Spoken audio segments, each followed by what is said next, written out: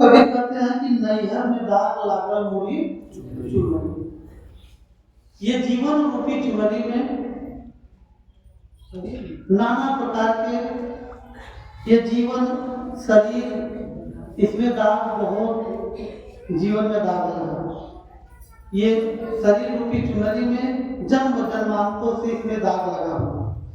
तो सतगुरु कहते हैं कि ई चुनरी धोबी घर भेजली, ई चुनरी धोबी घर भेजली, ई चुनरी धोबी घर भेजली, आई चुनरी धोबी घर भेजली, ई चुनरी धोबी घर भेजली। मली मली धोवे तब न भई उजली, मली मली धोवे तब न भई उजली, नैहर में दाग लागल मोरी चुनरी, नैहर में दाग लागल मोरी चुनरी। सतगुरु कबीर कहते हैं कि ई चुनरी धोबी घर भेजे। धोबी कौन है? गुरु धोबी जिसे कापड़ा, साबुन सिरजन हाथ और पटक किला पर धोइए तो निकले रंग अपार। सतगुरु कबीर कहते हैं कि गुरु धोबी जिसे कापड़ा, ई चुनरी धोबी घर भेजे। इस शरीर को हम धोबी मतलब गुरु के शरण में लेकर के गए, लेकिन मली मली धोए तबों में भई उजली, क्योंकि हम लोग को कभी प्रयत्न ही नहीं किए कि इसको निर्मल और पवित्र करने।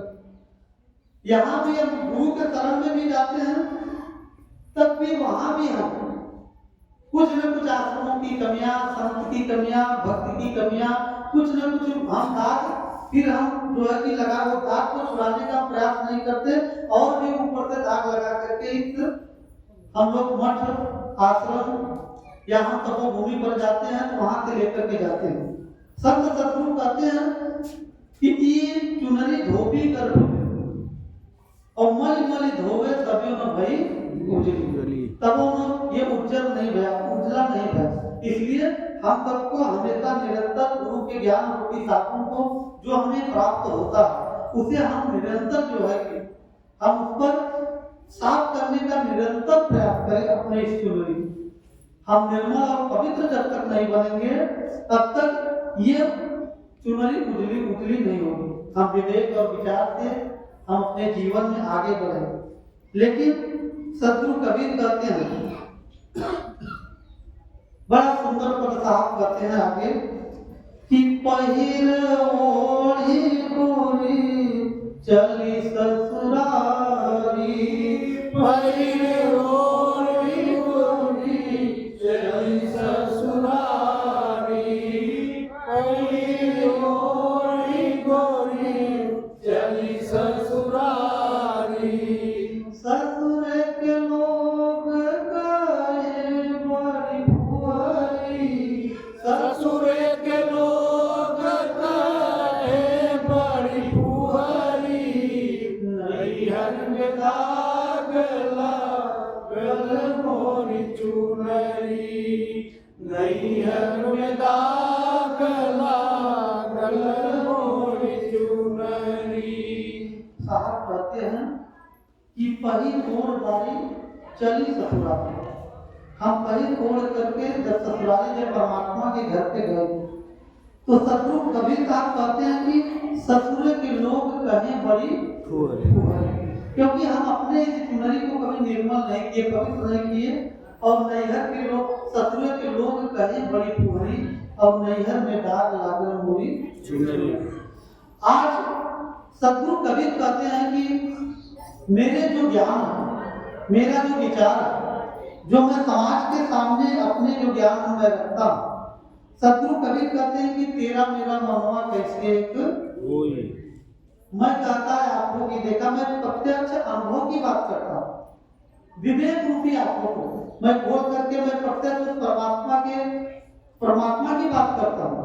लेकिन आप जो है कि लिखा पढ़ी की बात करते हैं। लेकिन आज भी लोग जितने भी धर्मशास्त्र हैं, चाहे किसी भी धर्म के धर्मशास्त्र को देखिए, केवल मोटिवेट करने के लिए अपने जीवन में वो उसका योगदान है। कोई भी धर्मशास्त्र हमें मुक्त नहीं कर सकता, हमारा आत्म साक्षात्कार नहीं करा सकता, हमारा आत्म अनुभव नहीं करा सकता, परमात्मा का हमें दर्शन दीदार नहीं करा सकता। लेकिन हमें केवल धर्मशास्त्र हमें मोटिवेट करते हैं। लेकिन सतगुरु कबीर कहते हैं कि मैं कहता आंखों की देखी, तू कहता कागज की लेगी, और मैं कहता सुलझावन है, मैं सुलझाने की बात करता हूँ, लेकिन तू राखियों अरुझाई। ये हमारे धर्म के गुरुआ लोग आपको उल्झा, समाज को उल्झा करके रखते हैं, क्योंकि उनकी उल्झा करके नहीं रखेंगे तो उनकी दुकानें नहीं चलेगी।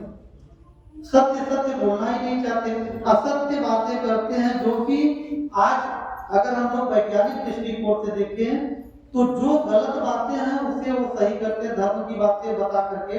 अभी मैं बिहार से दौड़ा करके आया तो एक भैया थे, एक बच्चा जो है कि उसके एग्जाम में आया था, मैं ऐसे सत्संग दे रहा था तो बच्चा बीच से खड़ा हुआ सत्संग, तो बच्चा खड़ा, हमने कहा कि ये बच्चा, हमने कहा भैया बैठ जाइए, बोले गुरुजी मेरा कुछ प्रश्न।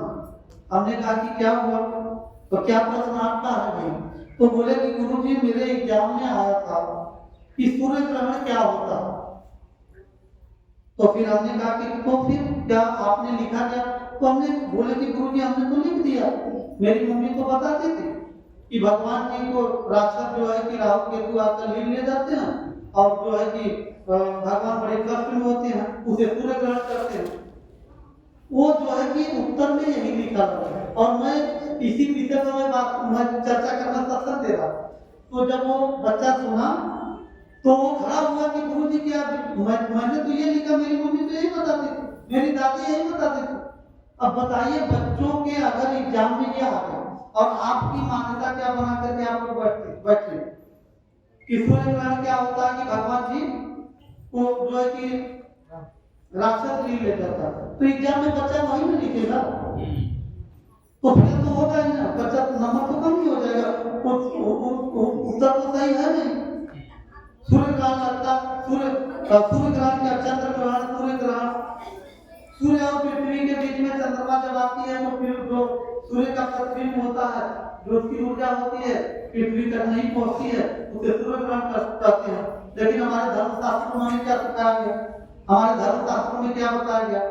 गैलीलियो देखिए, गैलीलियो का गैलीलियो वही पहले गैलीलियो ने बताया, आज चर्च था, चर्च ने उसे इतनी बड़ी सजा दी। गैलीलियो ने कहा कि क्योंकि बाइबिल में लिखा हुआ है, बाइबिल में लिखा हुआ है कि सूर्य जो है कि एक जगह, पृथ्वी एक जगह स्थिर है, सूर्य उसका चक्कर लगाता है। लेकिन गैलीलियो ने कहा कि नहीं ये गलत है। जो उन्होंने खोज किया तो बोला कि नहीं, सूर्य एक जगह स्थिर है, पृथ्वी उसका चक्कर लगाता है, तो उसको सजा दिया गया कि मेरे धर्म के विरुद्ध कैसे बोलो, क्या मेरे जो है कि मेरे गॉड क्या गलत है? तो फिर उन्होंने सजा दिया कि एक कमरे में बंद करके और बाहर से लाद करके तड़प करके गैलीलियो मर गया। और तो फिर 4 से 5 वर्षों में जब ये शोध हुआ कि नहीं ये सत्य पाया गया, तब पश्चाताप लोग किए कि मैंने एक धरोहर, एक जो है कि दिव्य पुरुष को खो दिया। और अगर आज साइंस न होता तो सत्य बातें हम सबको बताने की जरूरत है। सतगुरु कबीर वही सत्य लोगों को दर्शा कि मेरा तेरा मनवा कैसे होए। मेरी बात इसलिए लोग नहीं मानते क्योंकि माइंड सेट कर दिया जाता है ना। अगर कोई महापुरुष अगर सत्य बात बोल रहा है, अच्छी बातें बोल रहा है, आपको अच्छे मार्ग दिखा रहा, तो बस उसे हिंदू समाज में मुसलमान से जोड़ दिया जाए। अगर मुसलमान है तो उसको हिंदू से जोड़ दिया जाए, बस उनकी बातों को कोई बिलीव नहीं करेगा, कोई विश्वास नहीं करेगा। हिंदू मुसलमान मान लेगा कि भाई मुसलमान है, तो बस ये तो हमारे गुरुआ लोग जो है कि इसी से उनकी तो दुकानें चल रही है। हमारे किसी भी धर्म में देखेंगे केवल कुछ स्वार्थी लोग जो है कि जो सत्य से मनुष्य को जोड़ते ही नहीं और न जुड़ने देना चाहते हैं। और अगर जुड़ने देना चाहते हैं तो फिर अगर जुड़ना भी आप जाएंगे तो आपको कहेंगे अरे वो तो मुसलमान था, मुसलमान में कहेंगे वो तो काफिर था, हिंदू है, उसकी बातों को आप बिलीव कर रहे हैं। नहीं, कोई ना अल्लाह, ना कोई भगवान, ना कोई वाहिगुरु, ना कोई गॉड, जो भी है एक ही तत्व को कहा गया, जो परम तत्व है, जिसे पॉजिटिव ऊर्जा कहा जाता है, वही परमात्मा असली है। मनुष्य इसका अलग अलग नाम रखता है, नाम रखा भी है, उसे भगवान का लीजिए, अल्लाह का लीजिए, वाहिगुरु का लीजिए, चाहे गॉड का लीजिए, जो भी नाम रख दीजिए, लेकिन एक ही वो परम सत्ता है जो सबको संचालित करता है। लेकिन अपने अपने स्वार्थ, अपने अपने विचारों से लोगों ने भगवान का नाम दिया, ईश्वर का नाम दिया, लेकिन वो सबका मालिक एक ही है, दूसरा कोई नहीं। अगर दूसरा होता तो हमारे धर्म ग्रंथों में लिखा गया कि कड़ में भगवान, अगर कड़ में भगवान है तो मस्जिद में हिंदू जाते हैं, क्योंकि कड़ से बाहर मस्जिद नहीं है। और हमारे मुसलमान भाइयों में कहते जर्रे जर्रे में खुदा, अगर जर्रे जर्रे में खुदा है तो भी मंदिर में आते हैं, क्योंकि मंदिर भी जर्रे से, और फारसी शब्द है जर्रा और हिंदी शब्द है कड़, दोनों एक ही बातें हैं, चाहे जर्रे कहिए चाहे कड़ कहिए। तो इसलिए संत सदगुरु कहते हैं कि मैं, सदगुरु कबीर कहते हैं कि मैं कहता तुम जागत रही हो, तू जाता है सोई, मैं कहता निर्मोही रही हो, तू जाता है मोही। मैं तुमको जागने की बात करता, तू सो जाता, मैं कहता कि निर्मोही रहिए, तू मो जाता। तो संसार में इतनी आसक्त हो, इतना आसक्त हो जाता है कि तुम परमात्मा पद ही भूल जाते हो। तो इसलिए संत सदगुरु हम सबको जो ज्ञान देते हैं कि नैहर में दाग लागल मोरी चुनरी, पहिल और बारी चली ससुराल, और ससुरों के लोग कहे बड़ी कोहरी, और नैहर में दाग लागल मोरी, बड़े भाव से कहा करते थे। और शायद इसमें एक दो शब्द जो है कि मुझे याद नहीं था, तो उसमें मैं जोड़ने का प्रयास किया था, और मुझे पूरा स्मरण नहीं हो पा रहा था। लेकिन साहब भोर में उठते थे तो जो है कि मेरी सूरती सुहागी में जाग उठे, पहले ये शुरुआत भजन गाते थे, और उसके बाद तो दो तीन भजन गा करके उसके बाद तो यही भजन गाते थे कि नैहर में दाग लागल मोरी। हम लोग बड़े बचपन में उठ करके साहब जी के पास में बैठ जाते थे, ढाई बजे ही नींद खुल जाता कि साहब भजन सुनाएंगे, साहब के ज्ञान सुनने की जो चर्चा साहब करते थे उसे सुनने की बड़ी लालसा रहती थी।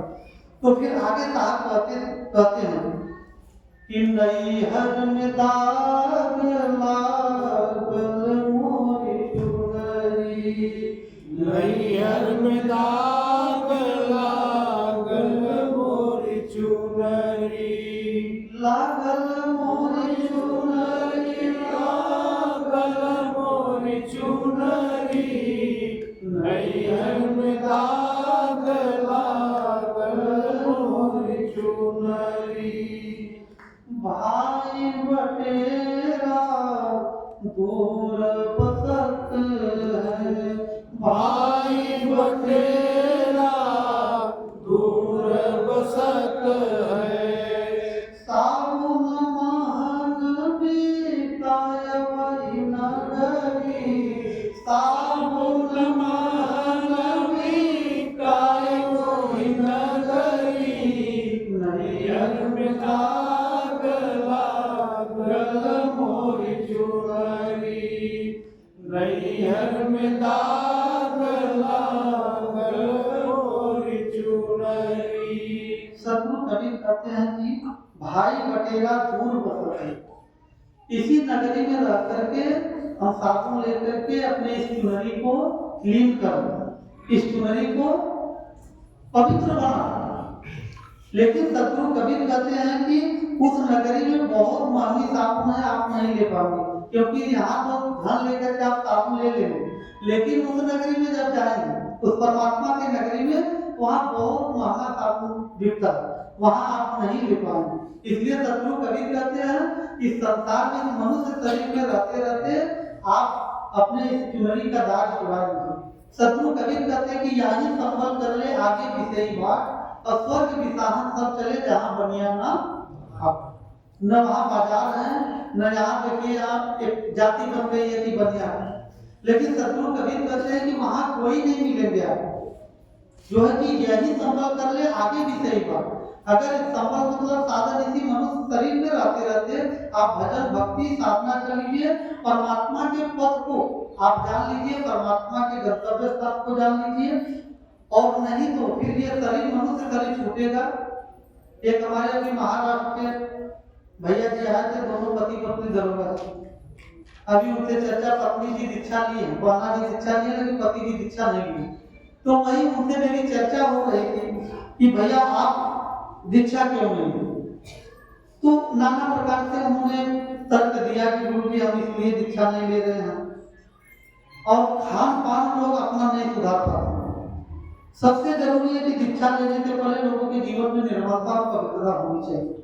और लोग आज भी अपने जीवन के दाग को जो है कि छुड़ाते नहीं, और भी दाग अपने जीवन में लगा लेते हैं। तो संत सद्गुरु हम सबको कहते हैं कि उस नगरी में बहुत महंगी साबुन है, इसी मनुष्य शरीर में रहते रहते हम सबको निर्मलता पवित्रता अपने जीवन में। और अभी हमारे साहब जी एक भजन बड़ा अच्छा बताते थे, और साहब रामदास साहब जी भजन एक बहुत ये भजन गाते थे साहब। हमारे साहब जी के जो प्रथम गति के गुरु जी थे रामदास साहब जी, और वो गाते थे बहुत बढ़िया जो है कि भजन